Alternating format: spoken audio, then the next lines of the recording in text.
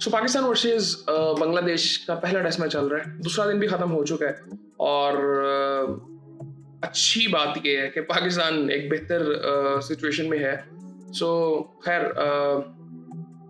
यहाँ पे अगर थोड़ी सी बात करें, आज हुआ क्या पहले कल 300 रन बना लिए थे बांग्लादेश ने और 413 में उन्होंने मैच को फिनिश किया है। सो 400 का एक प्रेशर तो होता है, इससे कम रन हो सकते थे। अब जिस तरह मैं कल बात कर रहा था कि तस्कीन भी बैटिंग कर लेता है, तो तस्कीन ने भी 28 रन बनाए 19 बॉलों में। सो ये 28 रन अगर ना होते तो 400 से नीचे रन होते। सो ये मसला हमारे साथ बहुत पहले से चल रहा है। बॉलिंग का तो बहुत इशू चल रहा है, ये बड़ा सीरियस इशू है। हमें क्लैरिटी ही नहीं है कि हमें किस फॉर्मेट में कैसे चीज़ों को लेके चलें। वनडे क्रिकेट हमें खेलनी नहीं आती, उसका स्ट्रेटजी का मसला है। हमें पता ही नहीं है कि वनडे क्रिकेट खेलनी कैसे है बेसिकली। ये मैं आपको बता रहा हूँ। टेस्ट क्रिकेट की आप अगर बात करते हैं पिछले कुछ सालों से अगर देखें, किसी हद तक स्टेबिलिटी है। कामरान गुलाम कहाँ पे है, क्यों बाहर है वो? उसको टीम में होना चाहिए। आज अजान अवैस ने स्कोर किया ना, क्यों किया उसने स्कोर? वो कॉन्फिडेंस उसके अंदर कहाँ से आ गया? वो इस वजह से आ गया क्योंकि मेरिट पे वो आया है। और ये पहले भी पाकिस्तान टीम के साथ था मेरे ख्याल से, और ये खेला नहीं था अभी। अब अब्दुल्ला फजल आया, अभी भी वो अच्छी नहीं खेल रहा है। बट कहने का मैं फिर वो बात करूंगा, कामरान गुलाम क्यों बाहर है? ये एक बहुत बड़ा सवाल है। ठीक है, अबरार क्यों बाहर है? ये एक बहुत बड़ा सवाल है। सो कुछ समझ नहीं आ रहा। शाहीन अफरीदी की इस वक्त किसी फॉर्मेट में जगह नहीं बनती, किसी फॉर्मेट में उसकी जगह नहीं बनती। जिस तरह वो बॉलिंग कर रहा है ना, कोई जगह नहीं है उसकी। बट ऐसा हो नहीं सकता, हमारे बोलने से कोई फर्क नहीं पड़ता। खैर आज अगर बात करें तो मुशफिकुर रहीम ने 71 रन बनाए, 33 रन बनाए लितिन दास ने 28 रन, फिर तस्कीन अहमद ने बना दिए 413 रन बना दिए। और यहाँ पे अब आपको एक डिफरेंस नजर आएगा बहुत ज्यादा। मैं आपको बताता हूँ, शाहीन अफरीदी ने 31 ओवर किए, 113 रन दिए, 3 आउट किए जी।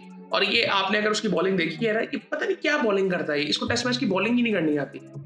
इसकी जो लेंथ आप देखा करें कि टेस्ट मैच की लेंथ जरा डिफरेंट होती है।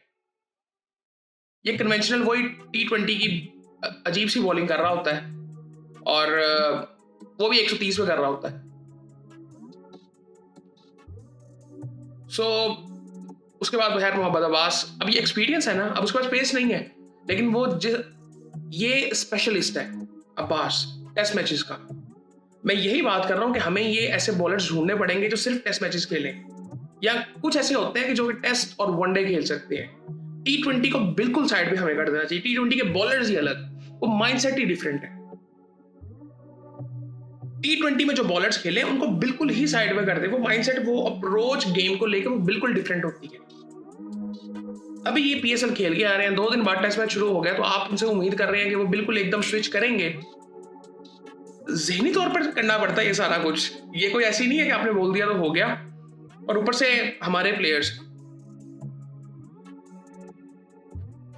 सो खैर अब्बास ने आई थिंक बहुत ज़बरदस्त बॉलिंग की है। 34 ओवरों में 92 रन दिए, 5 आउट किए उसने। और ये हमें शुक्र करना चाहिए कि उसने 5 आउट कर दिए। ये अच्छी बॉलिंग ना आज करता तो ये बहुत आगे रन जा सकते थे। और वो जिस तरह से उसने आउट किए ना, वो भी आपने अगर देखा तो आपको वो बहुत एक डिफरेंस नजर आएगा बाकियों में और इसमें।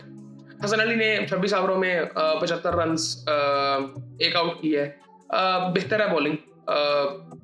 हसन हसन मुझे, मैं पहले भी कल भी बात कर रहा था कि मुझे थोड़ा सा इनसे बेहतर इसलिए हासिल लगता है कि ये इसमें थोड़ी सी इंप्रूवमेंट नजर आई है पिछले 1-2 सालों में। इसने मेहनत अपने ऊपर की है, और ये मतलब चीज़ों को, कुछ चीज़ें ऐसी होती हैं ना जो हम बात करते हैं कि यार ये चीज़ें इनको समझ आती नहीं है, तो वो हसन में मुझे थोड़ा सा नजर आता है कि ये कम से कम समझने की कोशिश करता है चीज़ों को। तो उस लिहाज से मुझे थोड़ा सा बेहतर लगता है। बट आई थिंक परफॉर्म तो करना पड़ेगा।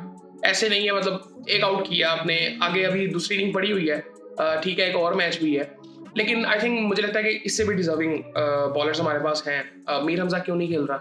वो स्क्वाड में क्यों नहीं है? उसके बाद वो दूसरा शहजाद जो है, वो क्यों नहीं खेला? वो बाहर क्यों बैठा हुआ है? वो इनसे पहले डिजर्व करता है, क्योंकि वो खेलते ही अब हमने उसको T20 में भी देखा बेसिकली, लेकिन आई थिंक वो बेसिकली 4D क्रिकेट उन्होंने बहुत खेली हुई है, बहुत एक्सपीरियंस है उनके पीछे। सो खैर ये सारी चीज़ें हैं। आगा ने 6 ओवर किए टोटल, इस वक्त 25 रन दे चुका है। नुमान अली ने 20 ओवरों में 80 रन दिए। सो वो आई थिंक नुमान ने भी अभी कोई इतना कोई इम्पैक्ट डाला नहीं है अभी गेम पे। पाकिस्तान बैटिंग के लिए आता तो पाकिस्तान का अच्छा स्टार्ट होता। मुझे एक बात समझ नहीं आई कि ये फेस अगर तो अजान ने खुद कहा था कि मैं खुद फेस करूंगा फिर तो बड़ी अच्छी बात है। अगर तो अजान ने नहीं कहा और इमाम ने उसे कहा भाई तू कर फेस, तो फिर थोड़ा सा अजीब है। और उसकी कुछ वजह है कि मेरे ख्याल से अजान का कॉन्फिडेंस ज़्यादा बेहतर होगा क्योंकि परफॉर्म करके आ रहा है ना नीचे से। इमाम का ये है कि उसको अपनी जगह बनानी है, वो इस सिस्टम का हिस्सा बन चुका हुआ है, उसको पता है सिस्टम कैसे चलता है, तो वो अपनी जगह बनाने के चक्कर में शायद हो सकता है। सो खैर ये सारी चीज़ें होती हैं, बट इमाम की भी अच्छी इनिंग थी। थोड़ा सा हो रहा था लेकिन ठीक है, अच्छी इनिंग थी। लेकिन अजान ने बहुत ज़बरदस्त इनिंग खेली है, 85 रन उसने बनाए हैं। शुरू में नाहिद राना ने थोड़ा सा तंग किया लेकिन बाद में उसने उसको बड़ी ज़बरदस्त शॉट्स लगाए, 12 चौके लगा चुका है इस वक्त तक, 85 रन बना चुका है 133 बॉलों में। और अच्छी बात यह है कि हम कोई इतने बुरे स्ट्राइक रेट से नहीं खेल रहे, बहुत डिसेंट तरीके से लेके चल रहे हैं, मेरिट पे खेल रहे हैं। और अब्दुल्ला फजल ने 37 रन बनाए 78 बॉलों में। और अब अच्छा मुझे थोड़ा सा अजीब इसलिए लग रहा है कि अब शान चौथे नंबर पे खेलेगा, फिर सऊद आएगा, फिर मोहम्मद रिजवान, फिर आगा, ठीक है। लेकिन जब बाबर आएगा तो अब्दुल्ला फजल बाहर होगा और शान फिर ऊपर आ जाएगा, फिर चौथे पे बाबर आ जाएगा, यही हो सकता है। बट मुझे एक और चीज़ भी लगती है, अभी कुछ नहीं कह सकते, वैसे 2 दिन हुए हैं, मैं वैसे एक चीज़ सोच रहा था कि यार अगर हम अच्छा परफॉर्म करते हैं ना तो अगले मैच में ना हम चेंजेस ना करें, ये इसी कॉन्फिडेंस से जाएं। मतलब बॉलिंग में तो हम कर सकते हैं, मैं बैटिंग की स्पेशली बात कर रहा हूँ कि बाबर को खिलाने के चक्कर में बांग्लादेश आप ट्राई कर सकते हैं, लेकिन बांग्लादेश अच्छी टीम है मेरे ख्याल से, मैं उनकी कोई डिसरिस्पेक्ट नहीं कर रहा, मुझे लगता है बहुत अच्छी टीम बन चुकी हुई है अब, स्पेशली उनकी जो बॉलिंग है। सो उसके बाद खैर बॉलिंग की अगर इनकी थोड़ी सी बात करें तो कुछ इतना खास है नहीं, तंग किया उन्होंने बिल्कुल, पेस एक डिफरेंस था बहुत ज़्यादा। स्कीन ने 8 ओवरों में 40 रन दिए, इबादत हुसैन ने 8 ओवरों में 38 रन दिए, 9 ओवरों में 47 रन दिए नाहिद राना ने, 16 ओवरों में 37 रन दिए मेहदी हसन मिराज ने, 5 ओवरों में 12 रन दिए, तैजुल इस्लाम ने, मेहदी हसन ने एक आउट किया है बेसिकली। लेकिन उस पर रिव्यू क्यों ज़ाया किया भाई मेरे इमाम ने? इतना एक्सपीरियंस होने के बावजूद अगर ये चीज़ें करनी है, ये पता नहीं हमने कब सीखना है। ये सब कुछ प्रोफेशनलिज्म और कॉन्फिडेंस से आता है। जब ये ना हो ना तब आप ये वाली चीज़ें करते हो। आई थिंक ये रिव्यूज आए ये और कुछ नहीं किया।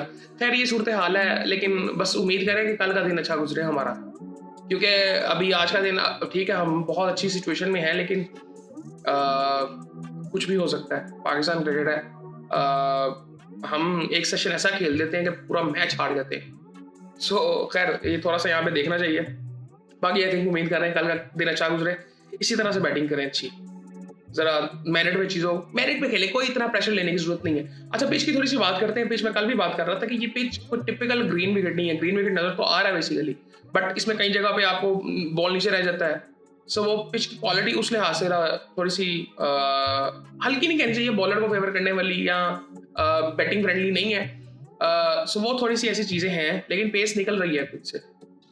लेकिन वो टिपिकल वो ग्रासी विकेट जो हम बात करते हैं न्यूजीलैंड में या इंग्लैंड में किसी हद तक, सो उस तरह नहीं है बेसिकली, बट फिर भी एक डिफरेंस हमारे बॉलर्स में और उनके बॉलर्स में था, स्पेशली पेस का। सो खैर ये सूरत हाल है जी। उम्मीद कर रहे हैं कल पाकिस्तान बेहतर करे और कोई सन शौक ना दबे बस। बाकी आई थिंक फिर आपसे बात होती है।